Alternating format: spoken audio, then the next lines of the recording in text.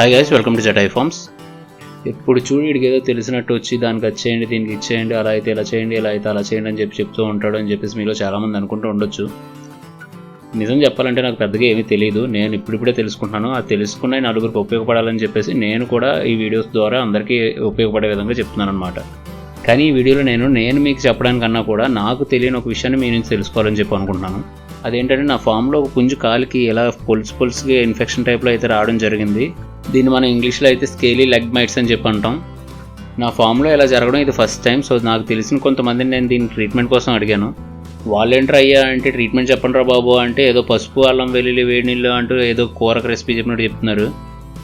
ఇంక ఇలా అయితే ఇవన్నీ కాదని చెప్పేసి నేను ఎప్పటి నుంచో కూడా నా ఫాలోవర్స్లో నాకంటే కూడా కోళ్ళ గురించి ఎక్కువగా తెలిసిన వాళ్ళు చాలామంది ఉంటారని చెప్పేసి నాకు చాలా నమ్మకం.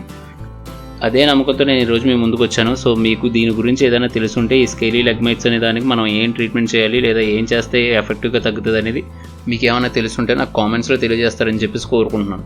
మన కోళ్ళ రంగంలో ఎప్పుడూ కూడా మన ఫామ్లో ఉన్న మంచిని మనం షేర్ చేసుకోవాలి, అలాగే ఎదుటి వాళ్ళ ఫామ్లో ఉన్న చెడుని మనం అందరం కలిపి సమూలంగా నిర్మూలించాలనే దాన్ని నేను చాలా గట్టిగా నమ్ముతాను. ఎందుకంటే ఎదుటి ఫామ్లో ఉన్న వైరస్కి మనకు మెడిసిన్ తెలిసి కూడా మనం నోరు మూసుకుని ఉంటే రేపొద్దున అది మన ఫామ్లో కూడా వచ్చే అవకాశం ఉంటుంది. కాబట్టి అది ఎదుటి ఫామ్లో ఉన్నప్పుడే మనం ఒక మంచి మెడిసిన్ చెప్పి అది అక్కడే కంట్రోల్ చేస్తే మన వరకు రాదు, అలాగే తను కూడా బాగుపడతాడు. దీన్ని నేను చాలా గట్టిగా నమ్ముతాను. మీరు కూడా ఈ కాళ్ళ పొలుసులు కట్టి ఇన్ఫెక్షన్కి సంబంధించి మీకు ఏమన్నా ఇన్ఫర్మేషన్ తెలిసి ఉంటే అంటే ఏదైనా మంచి ట్రీట్మెంట్ ఏదైనా తెలుసుంటే కింద కామెంట్స్లో తెలియజేయడం వల్ల మన ఛానల్లో ఇంకా ఇటువంటి ప్రాబ్లంతో ఎవరైనా బాధపడుతూ ఉంటే వాళ్ళందరికీ మనం హెల్ప్ చేసినట్టు అవుతుంది. ఈసారి మీరు ఇచ్చే సజెషన్స్ కోసం నేను వెయిట్ చేస్తూ ఉంటాను. చూసారు కదా, ఇది ఈరోజు మన వీడియో నచ్చితే లైక్ చేయండి, అలాగే మీకు ఏమైనా ట్రీట్మెంట్ తెలిస్తే కామెంట్ చేయండి. వేరొకరు ఎవరికైనా తెలుసని చెప్పి అనుకుంటే ఈ వీడియోని షేర్ చేయండి. Thank you.